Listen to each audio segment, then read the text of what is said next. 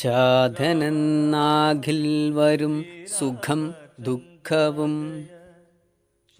സാരം: ജന്മമെടുക്കുന്ന ജീവജാലങ്ങൾക്കെല്ലാം സുഖവും ദുഃഖവും ഉണ്ടാകുമെന്നത് തീർച്ചയാണ്.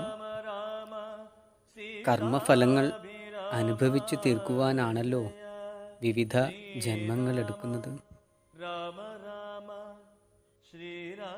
ശ്രീരാമചന്ദ്രാജയ ശ്രീരാമ രാമ രാമ ശ്രീരാമചന്ദ്രാജയ ശ്രീരാമ രാമ രാമ ശ്രീരാമഭദ്രാജയ ശ്രീരാമ രാമ രാമ സീതാഭിരാമ ജയ ശ്രീരാമ രാമ രാമ ശ്രീരാമചന്ദ്രാജയ